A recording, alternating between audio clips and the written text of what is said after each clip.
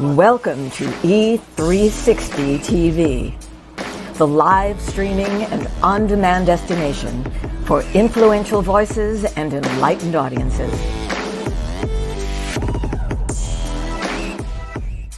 We offer trending, grassroots, and purpose-driven content across a diverse range of interests.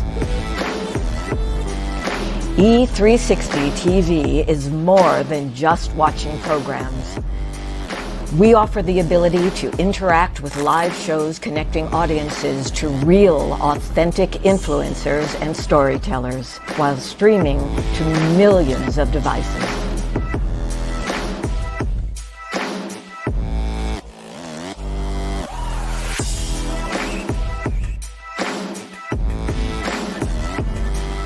Real experiences.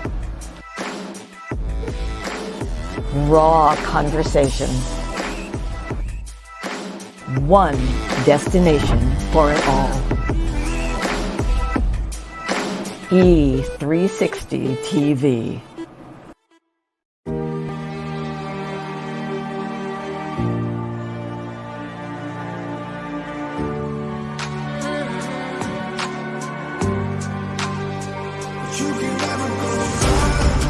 Because now I know when something happens in our lives that is unexpected, you have to go into it in order to ever have any hope of coming through it. So when you go, guess what? When you come out the other side, you grow.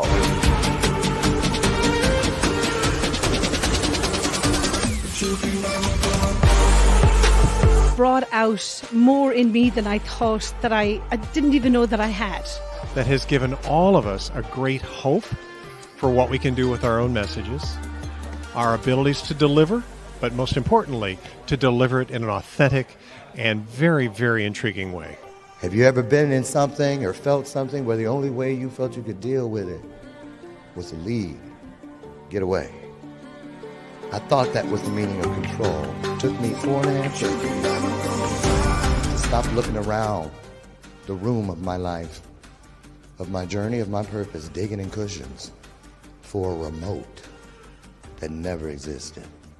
Looking, re-looking, going back and upgrading, bringing in and pulling out. Things that do not serve you must go. Those things out in this world that are designed to bring us down, to keep us down, put their foot on our neck and whisper to us that we're never good enough, they don't whisper. They yell at us from all directions, top to bottom, bottom to top, side to side, side to side, corner to corner, and corner to corner, 365 days. When somebody asks you about yourself, don't you dare whisper. When they ask you to raise your hand, don't you dare half raise it. When they ask you something good about you, you scream it with all you have. Come on now, get up, get up. Tell me who you are. Show me who you are.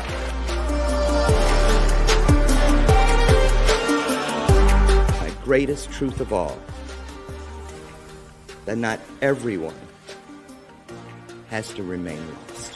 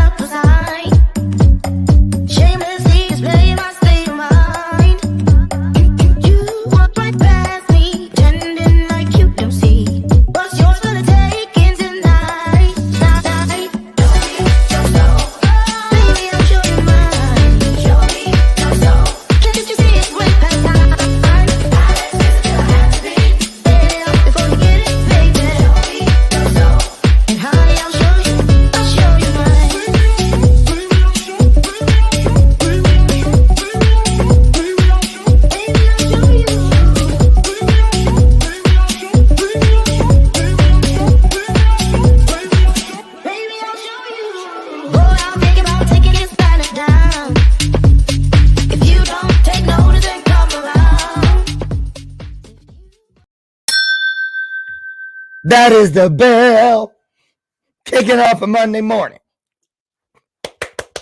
Good morning, good morning, good morning, good morning, good morning. I'm feeling some kind of way today. I love my Mondays. How about you? Can I get an amen? Monday means we made it through the weekend and we're ready to do it all again, right? Welcome to today's installment of Bathrobe Moments. And I'm your host, Lauren Michaels Harris. What a weekend. You know what? It snowed this morning. Yep, here in Chicago, it snowed.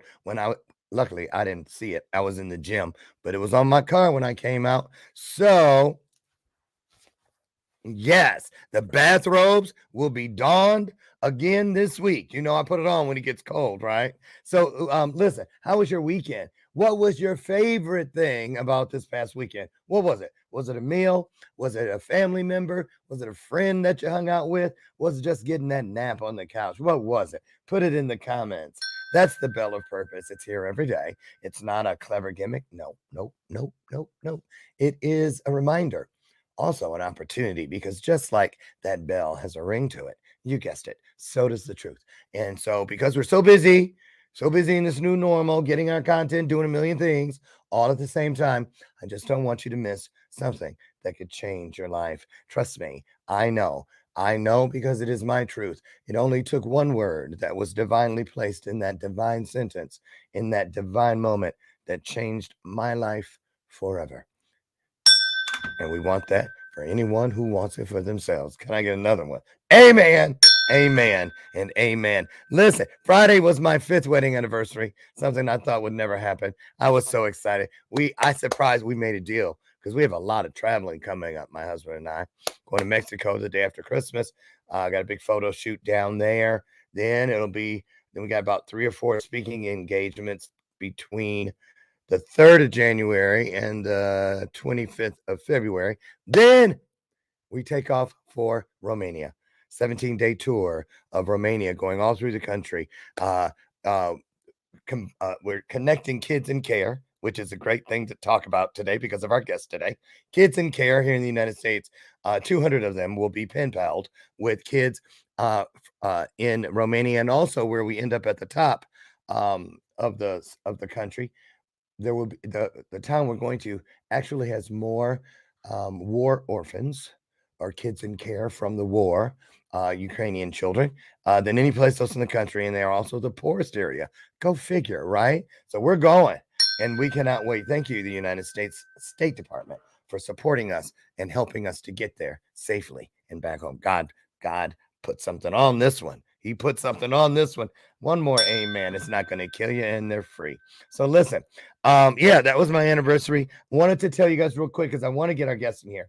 And I'm going to probably skip the bottom of the hour commercial break, except for V8. I got to do that one or I'll get sued. But I'm going to bring my guest in. But I wanted to, where is it? Okay. Real quick. Don't forget, if you or someone you know is looking for a great opportunity to get their message to the world in a pretty different kind of way, i.e. television. If you think you're ready, and I know you are, you want to get that message to market as soon and as far as possible. Trajectory TV, my own network right here on the E360 network. I have my first 7 shows and I get a 24-hour slot all the way around. So I can fill every one of those slots. First 7 shows are already lined up, ready to come right at you, hard and heavy, starting November 1st. So if you just want to find out, how do you do it, Lauren? What's required? Go ahead and hit me up, DM me, PM me, whatever you want to do. Just get at your boy, and I'll talk to you about it. One other thing, we got a couple more weeks. Today's the 17th. Then it'll be a new cover. Yep, that's right. That's the current Courageous Men magazine. Oh, who's that on the cover? That would be me. Yeah. So the first cover with Doctor on it. So I'm so excited. God is good all the time. And all the time, God is good. Get your copy today. I'll have the, if you don't see it on my pages, in the show notes, you'll find the link to get your own copy. Today's guest. Now, I'm just going to get her in here because for the sake of time, I'm going to get her in here. She's a mom. She's a wife. She is a Foster alum. So that's my sister, little lady bitty. Right. I way aged out of system when she was born. But because we came through that same tunnel of truth that tunnel that created who we are today, right? Brought us to this place known as faith, where we step out and share our story to change the world. She's here for the very first time. Aliscia, she said I had it right. I got to get it right again. Brorman.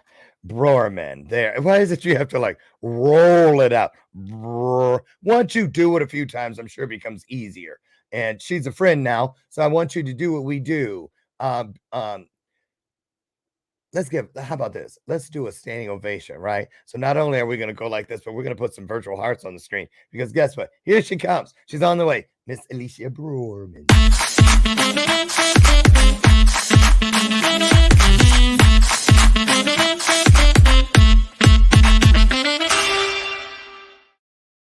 That last name is tough. Yes, it's German. German. So let me hear you say it. Brorman. See, that's not a sound my mouth is used to making. What other words sound like that? None. There you go. Okay, I don't feel so bad. Welcome, Aliscia. How are you? Aliscia Jacklyn. Yes. Thank you so much for having me. Yes, I'm so excited. I know. I'm so excited. Your hair is the bomb. Oh, thank you. You could be a hair model. You could be a model. Well, we'll have to talk about that. Talk more about that. Now you're a mom and a wife. First a wife, then a mom, and your little boy is just the most adorable thing. I'm gonna dip out, give you a couple of private moments with everybody. Go ahead and introduce yourself. Tell them some of the stuff that they would have found if I'd have read your bio. But I'd rather you tell them than me tell them. So I'll come right back. It's all you. Okay. Hi guys, my name is Aliscia Brorman. Brorman is German. My last foster family that adopted me was German, so I embrace them fully. I, like he said, am a loving mother. I am an owner of a cute little chic vintage resale store called TFY Apparel. My latest book just was released in September, and we hit international best-selling author. That didn't even hit me until I saw Lauren's post about me where it said best-selling author. I was like, oh my gosh, that is me. I did that. And so those are the two big wins right now, is getting TFY launched and then this book hitting and then doing really, really well. First and foremost, obviously being a mother is one of my greatest joys, especially growing up in the foster system. Being able to love a child the way that, I wasn't given that same amount of love has just been overwhelmingly joyful. And he has been such a blessing on my life. And he honestly was the motivator for a lot of these things like TFY. And so, TFY. Yeah, they say a kid changes your life, but you never realize how much. My two daughters did, Ethel and Lucy. Where are they? Around here meowing somewhere. Ethel and Lucy, yes, those are my two daughters. So listen, what's TFY stand for? What's that acronym? It stands for The Forgotten Youth. The Forgotten Youth. Yes. Well, that's a great place to start. Why that name? And take us to your origin story. Okay. Because you said your last foster family adopted you. How old were you when that happened? 17 years old. And how long had you been in care? Prior to that, I guess it was a 2-year period in between. I had been adopted prior and then was placed back into the system. So this was actually my third adoption. You were rehomed? Yes. Wow. You're the second person. I had another kid on a couple years ago, and he had been rehomed 9 times. Oh my goodness. Now let's talk about that. Tell everybody what that is. A lot of people don't realize how many kids get adopted and then get taken back like they're a dent in a can or outfit that doesn't fit once you get it home. Right. Talk about that and how it made you feel. Well, and my situation and my story of being rehomed is a little different because me and my siblings were adopted by my great uncle and great aunt. And he actually sexually abused me for the 7 years that they had me in their care. And so at the end of whenever I turned 12 or 13, I recognized and matured, so to speak, and realized that this wasn't right. And I was subjecting my little sister and that I needed to come out. And so I came out, put him in prison, woo woo. And wow, did you? Yes. And so that's what put me back into the system. which honestly complicated things because the idea of taking in a foster child, right, in a town where a lot of people didn't believe my story because I was just a troubled foster youth. Uh, Mm. and he was a federal officer within our town and very well respected. And Oh, wow. complicated things. And so that's honestly why I give the Brormans even more props, my family for taking me in because they had to deal with a lot, right? It was, well, the whispers of what if she's lying and Wait, what if wait, she does wait. that to your So, husband? so the Brormans are in the same town as the uncle. Yes. Yes. Ooh. Yes. Which obviously creates a lot of complications.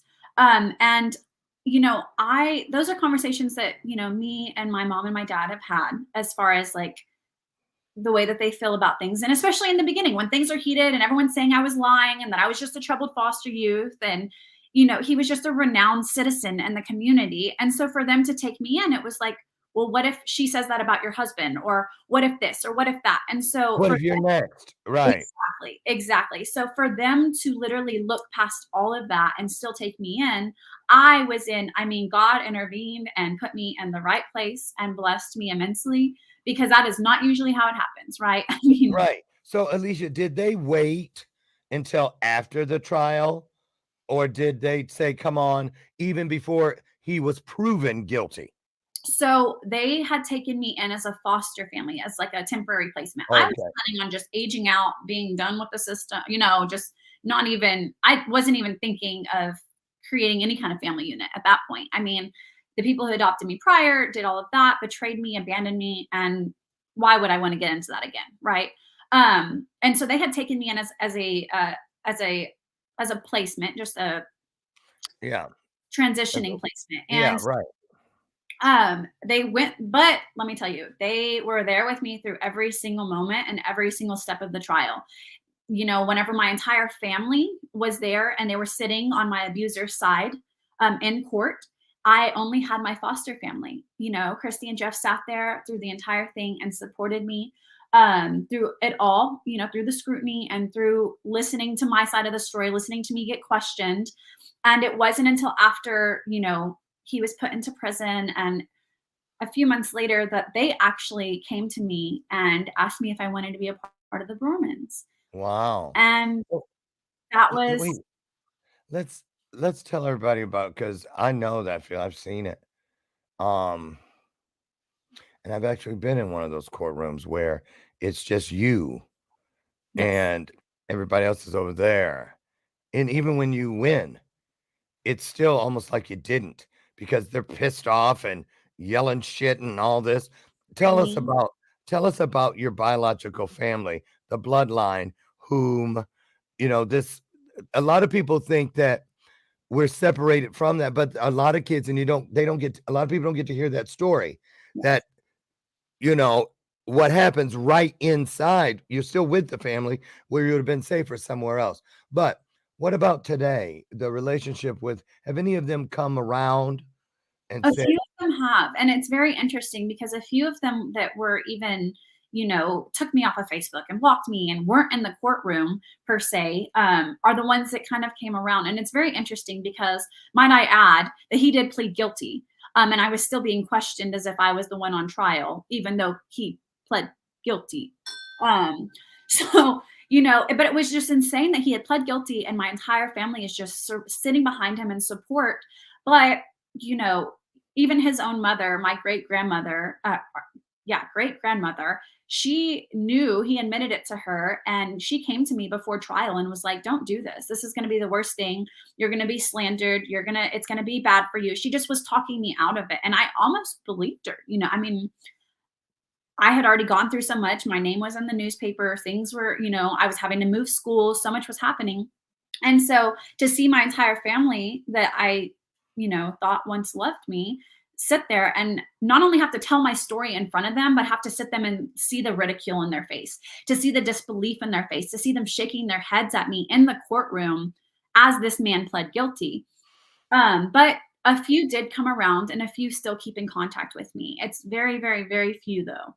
The what amount about your little sister, the one you were basically saving and protecting? So that's actually an interesting story.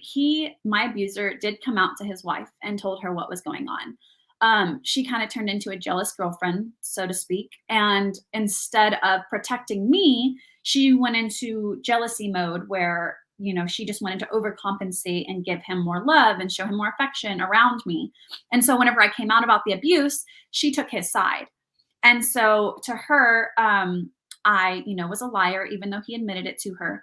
And so I had to make the decision. I was actually given the decision whether or not my siblings, my little brother and my little sister, came into the foster system with me, or if I let them stay with Yvette. And, at this point, it's not even a 50-50 chance, right? It's an 80-20 at this point, because I had already been in the foster system in Oklahoma.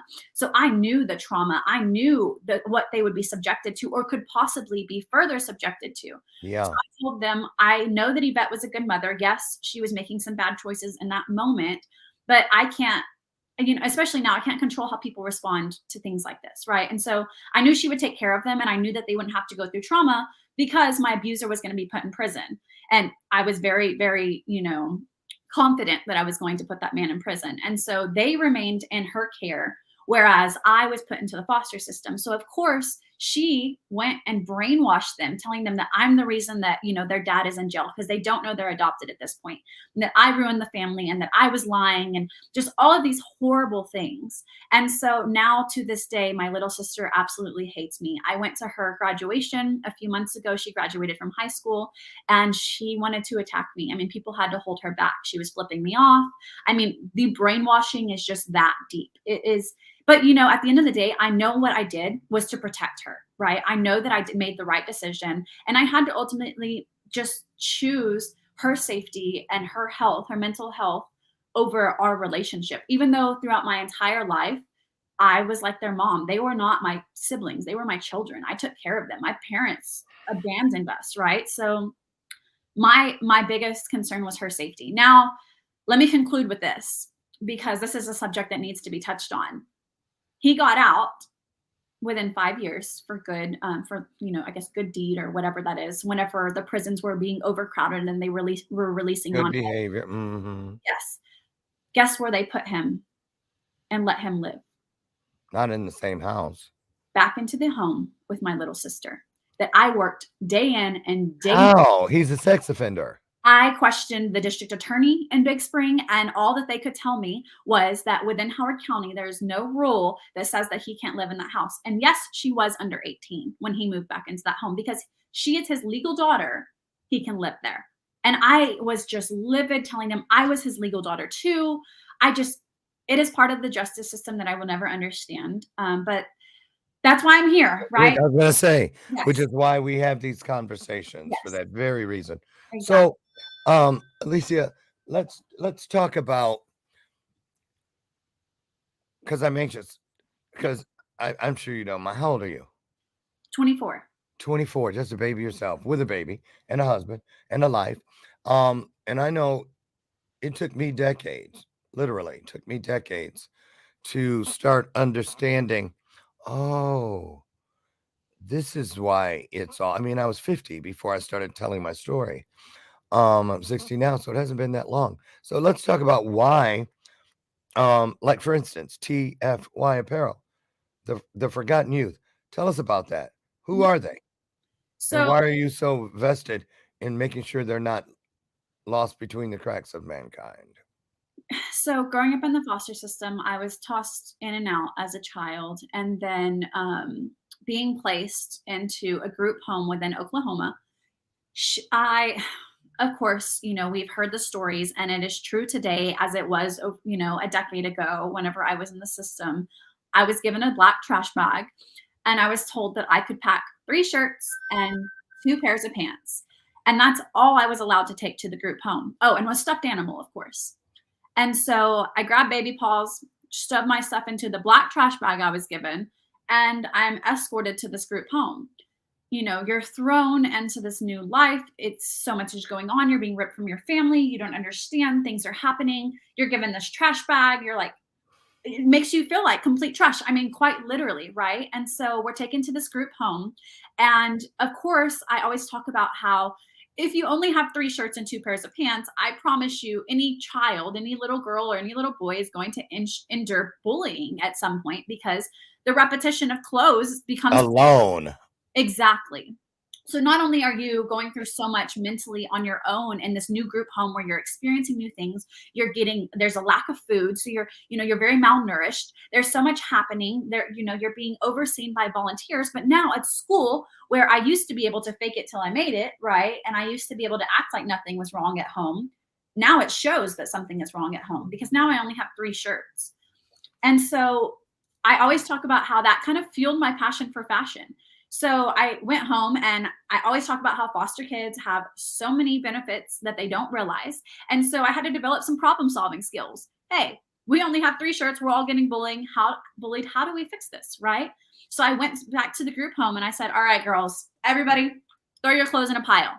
And of course, at that point, everybody is just so like, no, this is mine, right? These are my things. This is all I have. Right. It ain't like I got shit in the first place. Right. Yes. And so I'm like, just trust me, throw your clothes in a pile. So all the girls throw their clothes in a pile. And I'm like, from here on out, I'm going to mix match and we're going to give the illusion and the appearance that we have more than we do. And so that just fueled my passion for fashion. I started mix matching clothes and making sure that nobody was bullied because it looked like we had more clothes than we did. Well, fast forward, when you get older, obviously you grow out of these clothes. So, they don't make you keep wearing them, thankfully. Right.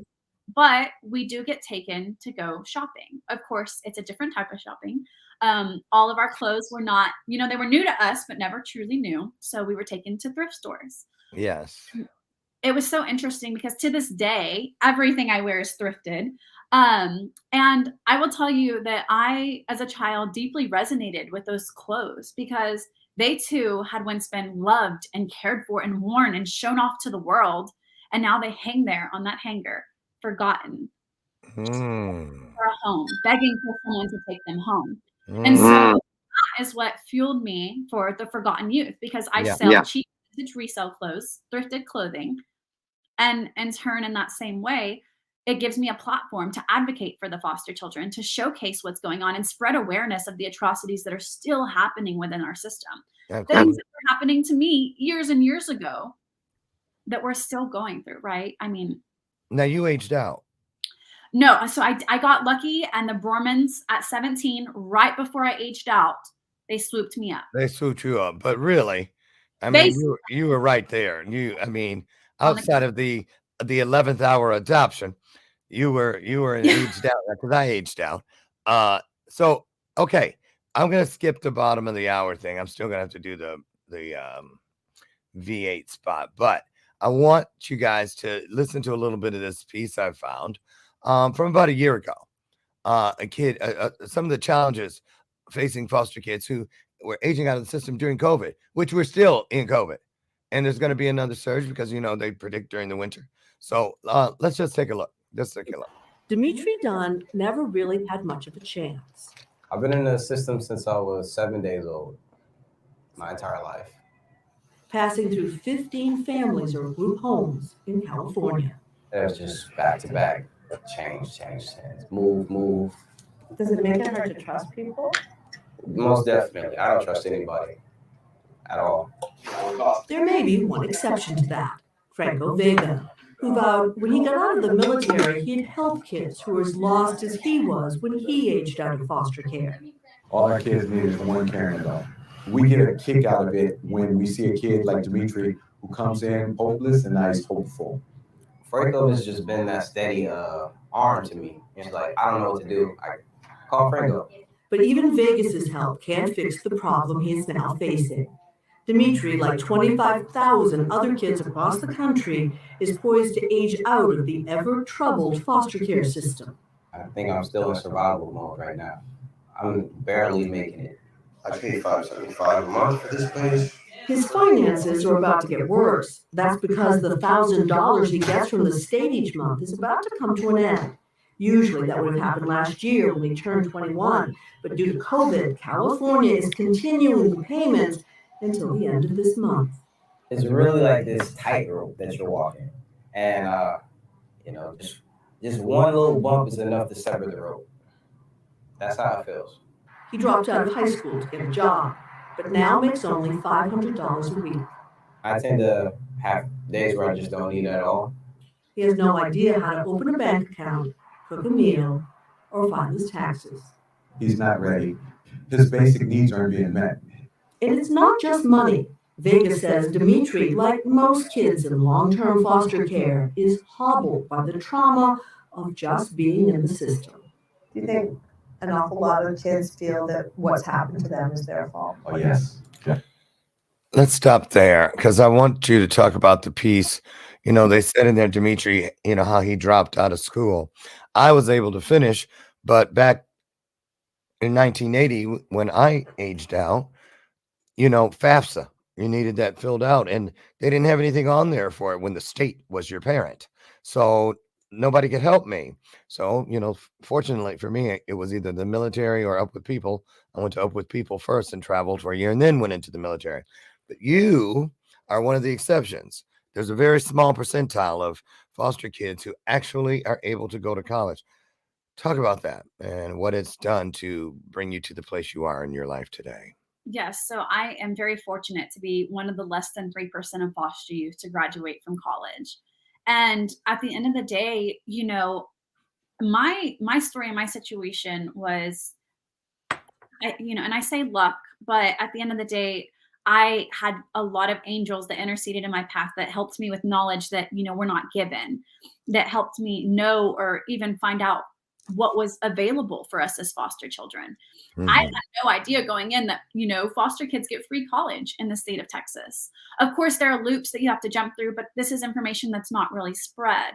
Now, I actually was one of 8 participants or of people who applied applicants out of thousands within the US that actually obtained a scholarship from Together We Rise. And they were they were amazing. And so not only their support system, but they flew us out for Christmas, which was a huge thing because as foster kids, you have to think about whenever everyone is going home from college. Where are you gonna go? Exactly.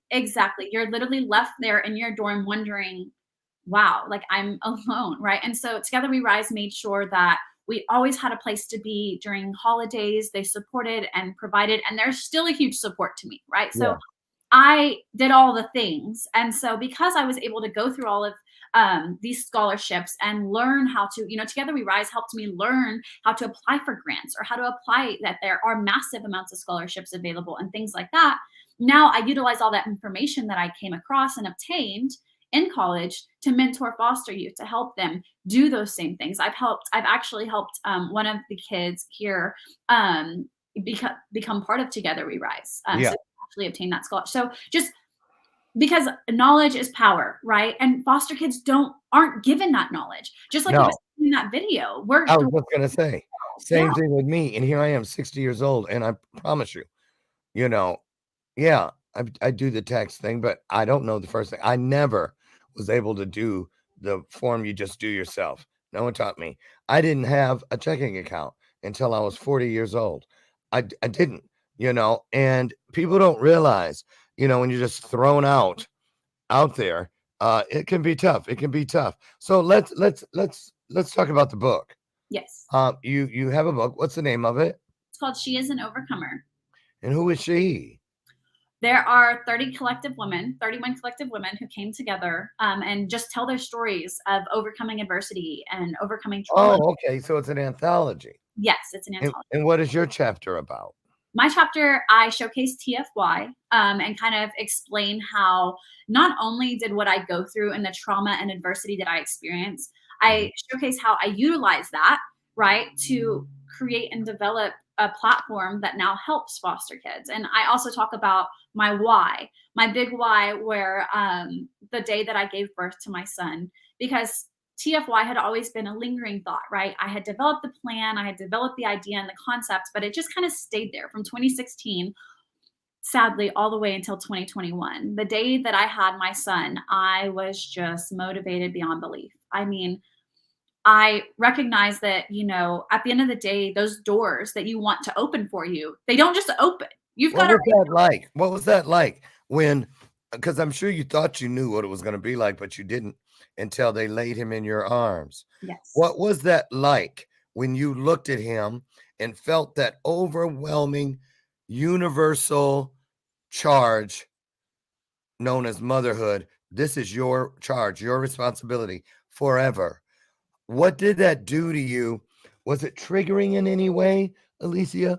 Talk about that. What was it like? So in that moment, I was overwhelmed with pure joy. I mean, there was nothing else in my mind and in my heart but love for this little soul that I had carried for 9 months and created, right? But let me tell you, the journey to that 9 months was very it rehashed so many traumas and so many things that I had already overcome, because Yeah, those abandonment issues, the idea and the thought of, can I love this child? Will I abandon this child? How will I be able to love him whenever I was not shown, unconditional love throughout my life? right. All of these thoughts are just resurfaced. And then not only that, but Barrick had to endure a lot, because now I'm thinking, oh, well, he's just going to abandon us. And now I need to protect my child. And so I'm lashing out. I mean, so many things are rehashed, and just constant thoughts are just swirling through your mind of, how am I going to do this? I don't want to be like, my, yes, Trauma is a baptism of a sort because it leaves a ring in the bathtub. We can keep filling it up with accomplishments and fresh water, meaning opportunities and change and growth. yes, But, those rings are there. Sometimes they take decades to scrub out. So what's your husband's name? Barrick. Barrick. I love that name. And so what about when you first started dating? Did you feel a little bit from time to time, almost like a Hester Prynne, the character from the Scarlet Letter, that maybe you don't want me because I'm damaged goods or whatever? Talk about what went through your mind and how you got through it and what it was like when Barrick looked at you and said, it doesn't matter. And that is one thing that I will always pride Barrick on, is that I have always been big, because I've always been one of those people that I'd rather leave you before you leave me. I'm going to create issues to That's see. how I was. I'll beat you to the punch. I Yeah, let me pull the rug out before, and I did it not just in relationships, with opportunities too. If it yes, started getting too successful, I was like, I already know what's gonna happen. So let me fuck it up, because at least I know when that it's it's gonna happen. yes, exactly. I'm in control of the situation. I know it's Oof. I know Isn't it's that the most horrible cycle? yes, yes. Oh God, I don't ever want that again. Most definitely not. And for Barrick, it was, I confided in him about, he's a great listener, first of all. He's a Mhm. Virgo, and he just will listen his ear, like, you can talk his ear off. And so we Very were nice. talking about my entire past, and I laid it out all on him, because I had grown so much love for him that I realized that I need him to know off the jump, like, How what he's long getting did it himself. take you?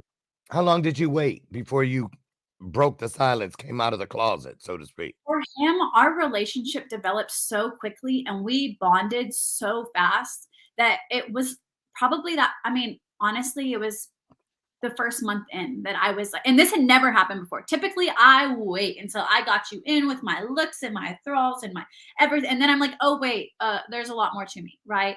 Uh, Mhm. but with him, it's like I needed him to know ASAP, because I needed him to either scoot it and boot it or stick around for the long run, right?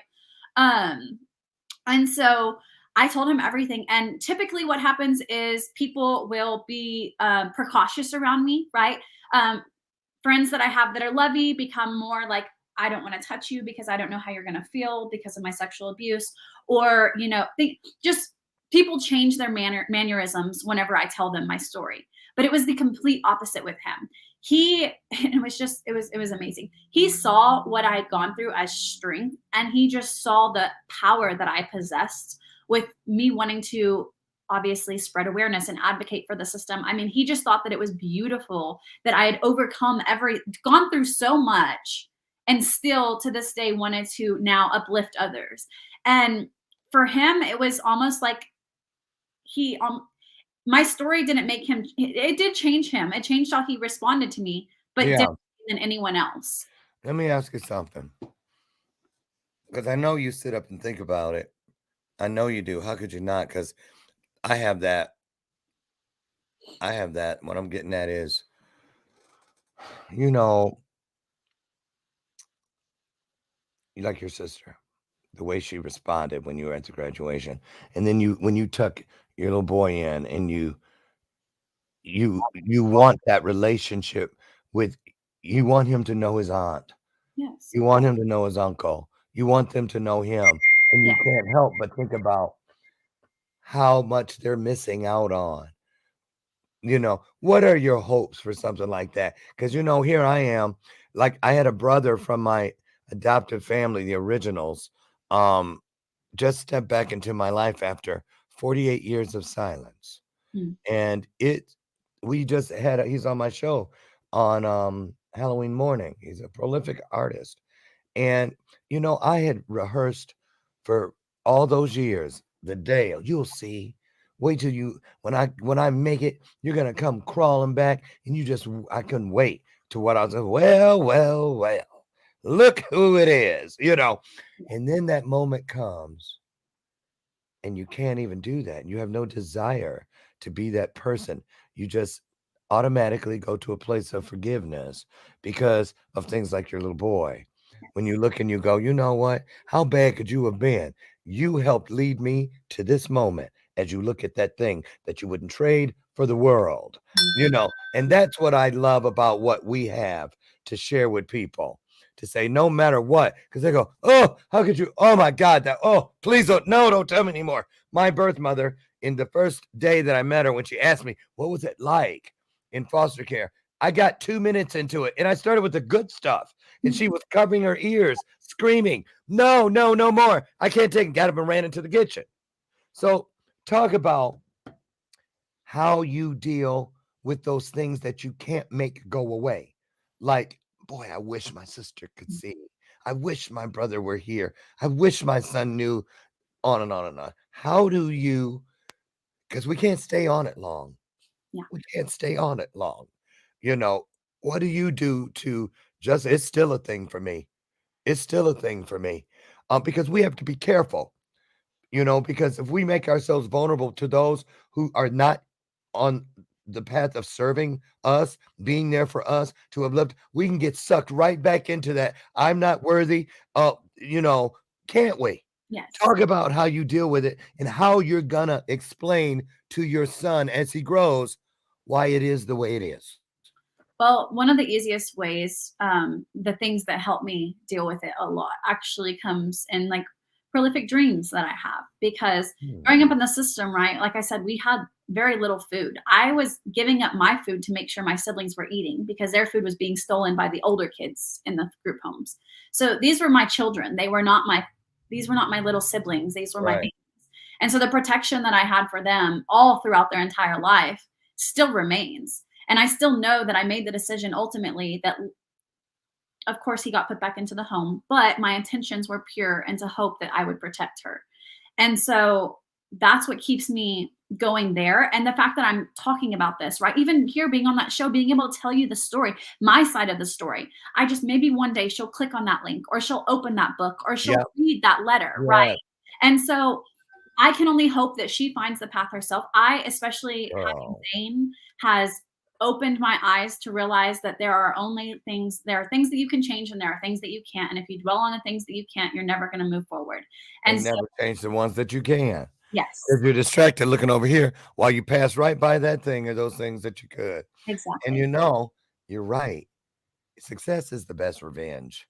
I'm just going to say, because, I believe it. We don't have to go out of our way to go and rub somebody's face in some accomplishment. See, I told your ass. No, because just like, people have come back into he wasn't the only one, my brother. There were two others, mothers 3 and 4, because his wife was mother 3, came back in. But, I just believe, and I've always heard, spirit, God, universe, whatever you ascribe to, just whisper to me, don't worry. I'll show it to them when they need to see it. They're going to know what you ended up doing in this world. I'll make sure of that you just keep going. You don't worry about that. Release it. Let it go. And Let's that's talk, let's talk about the forgiveness piece. Well, and that's kind of always been like a big special sauce for me because even going through the courtroom and going through the trial, that was one of the questions that was constantly asked. How can you be sexually abused whenever whenever you're the percussion lieutenant, whenever you're class president, whenever you're succeeding in school, you're excelling, you're a cheerleader, you're doing all these things. How through this success are you an abuse survivor, right? It just baffled me because me succeeding means that he didn't win. He no longer had a hold on my life if I could have success, right? And so it's like through me winning, I didn't have to go cry in a corner to be sexually abused. I could make the decision to have control over things that I could control, right? Absolutely right. That has always been a big, big, big, big facet in my life is that through my success, I stay winning. And Well, so do you feel like a lot of your success, even when, back when you were a cheerleader, this and the other, before he went to prison, yes, when did you forgive him, or have you? I had to come to terms with a lot of things, right? I had to realize that what he did had, first of all, nothing to do with me, and it was all him mentally, first and foremost. And then secondly, I had to recognize that he dealt with his own things in his mind that I would never be able to understand. And a lot of us still to this day don't understand the minds of molesters. And so it was one of those things that no matter how much hatred I had for him and how many times that I pondered why he did this, did I do something? Because in the courtroom, they would say, well, you wore bikinis all the time. So you basically were asking for it, right? And so it's like I had to come to the terms with this had nothing to do with me. This was all him. And at the end of the day, if I don't forgive him, forgiving him wasn't for him. Forgiving him was for me. Right? The forgiveness had nothing to do with him or releasing him from what he did because God will take care of that on his own time. For me, forgiving him meant releasing that part of me and allowing myself to grow into who I am today. And speaking of who you are today, you have some plans. Tell us, where do you see yourself, Miss Aliscia Jacklyn Brorman? Where do you see yourself? Let's say a year from now. Where would you like to see yourself? I am at a point where I want to not only spread this advocacy and this awareness for foster kids, but I see myself on any and every stage that I can get onto and shouting to the world because Texas is we have been in an over decade-long foster care crisis and nothing has been done. And at this point, I feel like it's my duty to be the voice for the voiceless, to be someone who has gone through it, come out of it, and now stands here looking back and mentoring kids who are going through worse than what I did. It's not getting better. It's not getting better. And so I project and I put that into the atmosphere that I will be on any and every stage and in anybody's ear who will listen, right? The right people's ear, though, to make that change. Because it starts at a community base, right? And that it's a difficult, especially with the foster system, it's difficult to talk about. It's difficult to hear about. Just like you said, your mother covered her ears. People don't want to hear what's going on in their community because it's hard to know or accept that these things happen. But I truly believe that by showcasing our stories and telling what we've been through, that's the only way to wake up the world to what's happening. I'm going to just put this out there. I want to ask you something because I have no doubt that you'll be extremely successful speaking, but I just want you to know, you do know that when you start getting hired to speak on the behalf of foster care reform or whatnot, don't be surprised when you get those opportunities, and they're usually pretty big ones. My last one was with the state of Ohio, where I was already booked. My ticket was in hand, a flight ticket. It was a Friday, and I was speaking on Monday here in the state capitol, here, not here in Ohio. And then at the 11th hour, they asked me, well, we'd appreciate it if you didn't mention anything about the trash bag situation. And I was like, wait, what do you mean? They said on stage, off stage, just don't bring it up. The governor's going to be there. That's more the reason. Exactly. So long story short, I gave him back the check Friday night. And it was, at that point, it was my biggest payday to date, would have been. But you know what? Here's the interesting part. This is how good God is. It was 2 days later. Before Monday, it was a Sunday night. Never forget it. My phone rang and it said Canada. I was like, Canada? I thought it was somebody that I was hoping was going to coach with me. So I picked up, and it was somebody from Parliament. And I ended up going over there and speaking, and they hired me for the very reasons,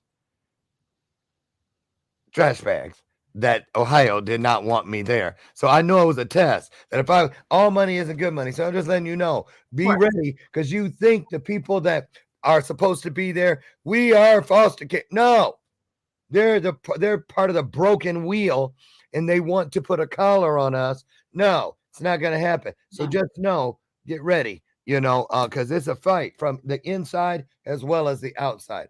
So I just want to put that out there. So what about your story? If you could change one thing in foster care, because it's such a big apple, it's going to take a lot of bites. What would be your piece, Aliscia, that you would go for? Because I know something I want to bring up, and I'm gonna just throw it in there real quick so I can shut up. Yes. What I love about you, and I think it's going to help change the color of your towel on the beach with all the speakers that speak about foster care. It's going to make your color different than anybody else's. And this thing about what you did with this perpetrator and speaking out and how to deal with it when nobody wants to believe you. I don't know how you did that. I know the feeling, but it's still not the same as your own. It's always different. So talk about where would you go? What would be that one piece that you would just fix if you could? Honestly, and this is kind of people ask me this a lot, and the one area that I even like talk about today whenever I'm giving speeches is that in that mentorship, in that area of validating, uplifting, and empowering, right? Changing the view of foster kids and changing the narrative, educating them, bringing them, because at the end of the day, getting policies passed, getting legislation going, that takes time. But what doesn't take time is using your voice to validate someone that then uplifts them and thus empowers them to succeed despite their adversity. And that happened for me countless times with so many angels, but it's like implementing that into the system, bringing people to come educate them and bringing a voice to them that says, I care, I hear you, and you can do this. Versus the statistics that say you can't do this, you will be homeless, and you will be reforming and changing the narrative of the foster system is my big initiative for now, because legislation and policy takes time, whereas using your voice, mentoring, and reaching out can happen. I'll tell you something else. I have a download about you, and I really believe too. I want you to think about this. I think you'd be one humdinger of a recruiter for what Forever Home would mean to a kid. Recruiting qualified, loving families, parents, whether it's mother, father, mother, father, loving homes for foster kids. Because, look, did it matter to you that you were the age you were when you got adopted? No, you wanted that. You needed that. And I've talked to people, Sasha, she's a song that's on my album that I met in New York City. She was 32 years old, homeless, and had just turned her 3-year-old over to the state for safety. And as she escaped a bad relationship, and she goes, all I've ever wanted was to be adopted. And she goes, I still want it. At 32 years old, 30, whatever. So final thought. Do you feel any regrets? And do you feel like you are exactly where what is greater than you needs you to be to make the change in this world that you were sent here to change? Talk about that. I think ultimately every single decision, every single instance, every single experience that I had has led me to where I am. I have struggled with that in the past, regretting or thinking I could have done it this way or done it that way, or brought the kids into the system with me, or there are so many things that have gone on in my head. But I have genuinely come to terms that because of the way it all happened and the way it all laid out, that's why I am here today. That's why I have this motivation and this fire within me. That flame wouldn't have been lit if that fuel wasn't thrown onto me. Exactly. So this fire is here. It is ignited and shining brightly, and I will do anything and everything that I can to help reform the system because of what happened to me. And so everything that I went through, good or bad, whether I regret it or not, was there for a reason and for a purpose. And it was the fuel to fire this flame. I see big things for you. I see big things for you. So Keep doing what you're doing, you guys. Listen, scrolling along the bottom there, you'll see Alicia's Instagram. And what's that Ali view? What is that? It's the Alley view. So validate, uplift, and empower. So it's changing your view, and it's a new Okay. kind of view.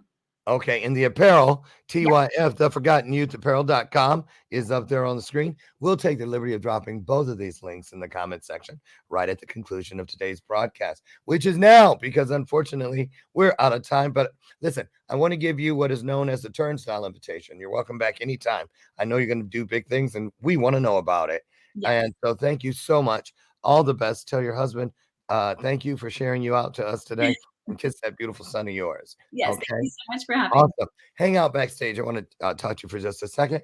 Okay. And you guys, listen, I want to talk to you tomorrow again. Meet me out front on the front porch, won't you please, at 8 a.m. Central, where together we will do it again. And what is that? Fulfill the greatest promise available to us, that one which guarantees where two or more of us comes together with the same soul set, heart set, mindset, wonderful things. I call it spiritual magic.